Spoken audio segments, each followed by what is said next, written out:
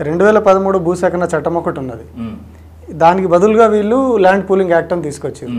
ఏంటి అసలు దానికి దీనికి డిఫరెన్స్ ఏంటి? అందులో భూమి తీసుకుంటే ఎట్లా ఉంటుంది, ఇప్పుడు ల్యాండ్ పూలింగ్ యాక్ట్ తీసుకొచ్చి భూములు తీసుకోవడం వల్ల జరిగింది ఏంటి?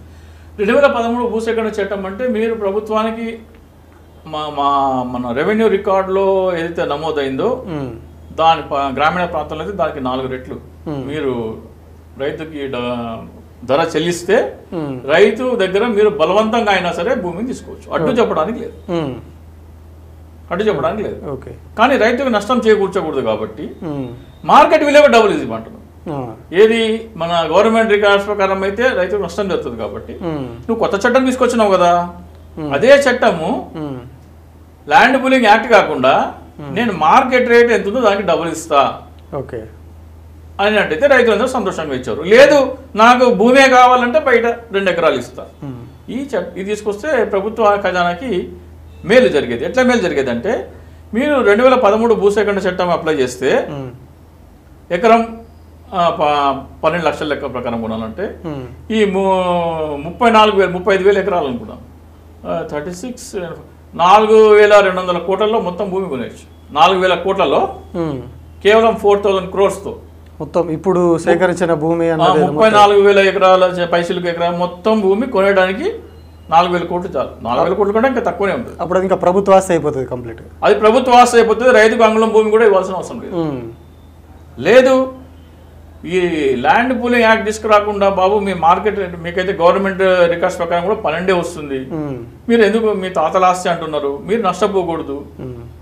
అయితే ఇక్కడ ఎకరం నుంచి బయట 2 ఎకరాలు తీసుకోండి, లేదా ఇక్కడ ఎకరానికి 20 లక్షలు నేను వాల్యూ కొడుతున్నా 20 లక్షలు తీసుకోండి, మీ ఇష్టం అంటే రైతులు యాక్సెప్ట్ చేస్తారు. రైతులు చలో అది కూడా వద్దన్నారు. బాబు ఆంధ్రప్రదేశ్కి రాజధాని కావాలి, మార్కెట్ రేట్ 20 లక్షలు కట్టి నాకు 33,000 ఎకరాలు ఒకటే బిట్ ఎక్కడైతే రైతులు ముందుకు వస్తారో అక్కడ రాజధాని కడతాను, నాకు మీ గ్రామాల వాళ్ళు ఆసక్తి ఉంటే అంగీకారం తెలపండి అని ఒక ప్రకటన విడుదల చేయాల్సింది. నువ్వు ఇక్కడ ఎందుకు కట్టాలి? ఓకే. ఇంకొక క్వశ్చన్ ఇక్కడ ఏంటి అంటే అది మామూలుగా కృష్ణానది బెల్ట్, కృష్ణానదికి ఆనుకొనే ఉంటుంది. కృష్ణానదికి వరద ఎక్కువ వచ్చినప్పుడు ఈ ప్రాంతం కూడా నీళ్ళలో మునుగుతుంది. ఎందుకంటే గతంలో టెంపరీ బిల్డింగ్లు కట్టినప్పుడు వర్షం వచ్చినప్పుడు ఆ మునిగిన అంత పరిస్థితులు కూడా గతంలో చూసినాం. కానీ ఎందుకు మరి ఇట్లా ఒక కృష్ణా ప్రాంతంలో ఉంది ఆ ప్రాంతంలోనే కట్టడానికి కారణం ఏంటి? అంటే వేరే చోట ఎక్కడ అంత ల్యాండ్ అవైలబిలిటీ లేదనుకోవాలన్నా? లేదు. అంటే బయట ల్యాండ్ కొనాలంటే ఎకరం 40 లక్షలు 30 లక్షలు 25 లక్షలు అట్లా ఉంది. ఇక్కడ 8 లక్షలు 10 లక్షలకే ఉంది. అంటే మీరు బయట ఇక్కడ అంతా ఇది ఒక స్కామ్ చేయడం కోసం ఆ ప్రాంతాన్ని ఎంచుకున్నారు.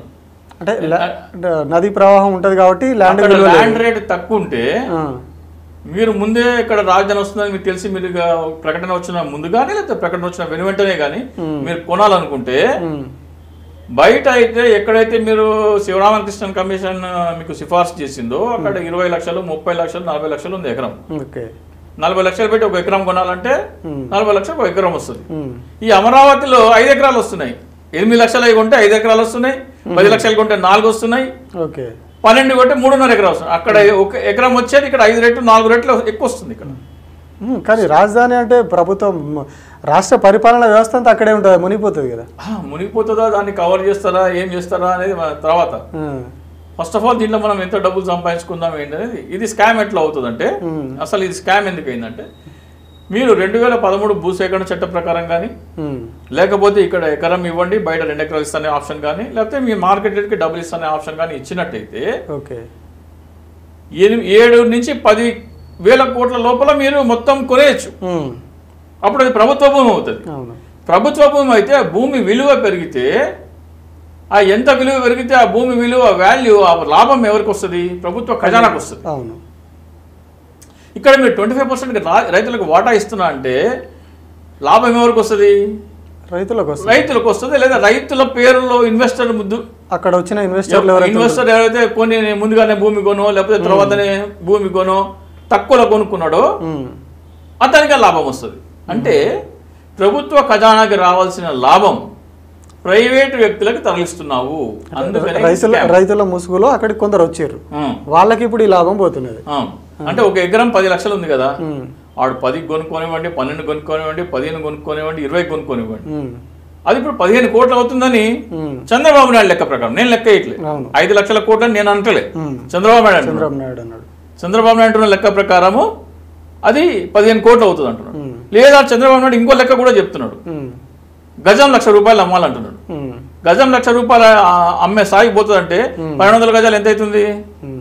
12 కోట్లు అవుతుంది. 12 కోట్లు అవుతుంది. సో మళ్ళీ అక్కడికే వస్తుంది.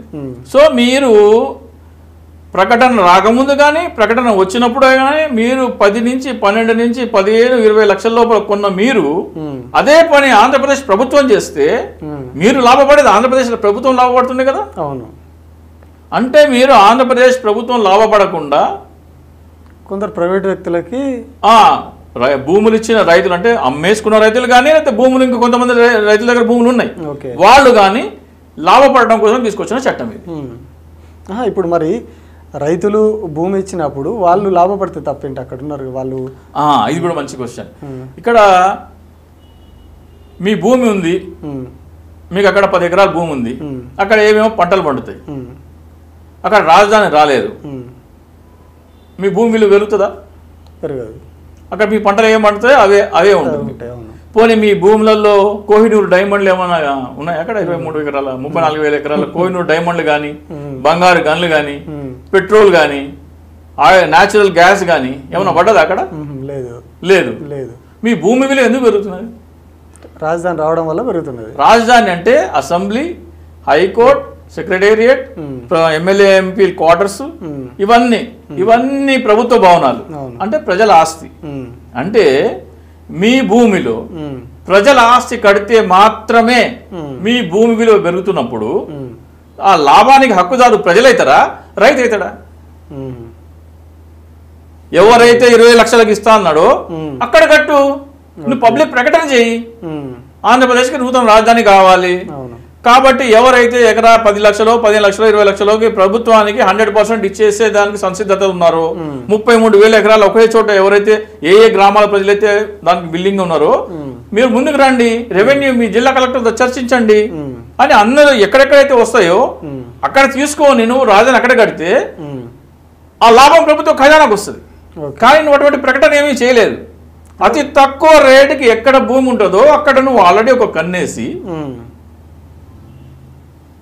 ప్రకటన రాకముందరే కొంతమంది చేత అగ్రిమెంట్లు చేయించుకొని ప్రకటన వచ్చిన తర్వాత కొంతమంది దగ్గర తక్కువ కొని అసైన్డ్ భూములు ఉంటే కూడా మీకు నయా పైసా రాదు, ఇది అసైన్డ్ భూమి అని చెప్పేసి దళితులను బెదిరించి 8 లక్షలు ఇస్తాం మాకు ఇచ్చేసి అని వాళ్ళ దగ్గర కొనుక్కొని వీళ్ళు గవర్నమెంట్కి ఇచ్చినారు. ఇప్పుడు ఒక ప్రభుత్వం ఎప్పుడైనా కానీ ఖజానాకు ఆదాయం రావాలని చూస్తుంది, బట్ ఇక్కడ ప్రభుత్వమే ఆ ఖజానాకు డబ్బులు రాకుండా అడ్డుకున్నది అంటున్నారు. చట్టమే అది, ఈ చట్టమే అది. ప్రభుత్వానికి కనుక ఈ భూమి విలువ పెరిగిన లాభం మొత్తము 5 కోట్ల మందికి హక్కు ఉన్నది. ఎందుకంటే ఆ భవనాలు ఎవరివి? సెక్రటేరియట్ కానీ, హైకోర్టు కానీ 5 కోట్ల మంది ప్రజలు, రాష్ట్ర ప్రజలు. సో ఆ బిల్డింగ్లు అక్కడ కట్టడం వలన భూమి విలువ పెరిగితే లాభం 5 కోట్ల మందికి చెందాలా. 5 కోట్ల మంది లాభం చెందడం అంటే ఖజానాకి లాభం చెందాలి. ఇప్పుడు ఆంధ్రప్రదేశ్కి 8 లక్షల కోట్లు 10 లక్షల కోట్లు అప్పు ఉంది అంటున్నారు, తీరిపోతుంది కదా. అంటే దీన్నే మీరు ఇప్పుడు స్కామ్ అంటున్నారు. ఇదే స్కామ్. ప్రభుత్వ ఖజానాకి రావాల్సిన ఆదాయాన్ని రైతులు అనబడే ప్రైవేటు వ్యక్తులకు బదలాయించడం అనేది స్కామ్. అది ఎంత? ఇప్పుడు ఎవరు చంద్రబాబు నాయుడు చెప్పినట్టు అక్కడ 5 లక్షల కోట్ల విలువ 25% ల్యాండ్ విలువ 5 లక్షల కోట్లు అవుతుంది కాబట్టి ఇప్పుడు ఇది కూడా మీరు 5 లక్షల కోట్ల స్కామ్ అంటున్నారు ఈ 25%. అవును, అంటే కొననీకి ఎంత అవుతుంది? మీకు 8,000 కోట్లలో మొత్తం కొనేయచ్చు కదా. 5 లక్షల కోట్లకి వెళ్ళి 8,000 కోట్లు తీసేయండి, 4 లక్ష పోనీ బై 4,90,000 కోట్ల స్కామ్ అవుతుంది. 4,92,000 కోట్ల స్కామ్ అయితే అవుతుంది కదా. కొననీకి 8 లక్షల తీసేస్తే ప్రాఫిట్ వచ్చేసేసి 4,92,000 కోట్ల స్కామ్. లేదు, ఎకరా మీరు గజం ₹1,00,000 వేసుకుంటే కూడా అక్కడికే వస్తుంది. తక్కువ 3.5 లక్షల కోట్లు ఎంతో స్కామ్ ఉండొచ్చు మనం.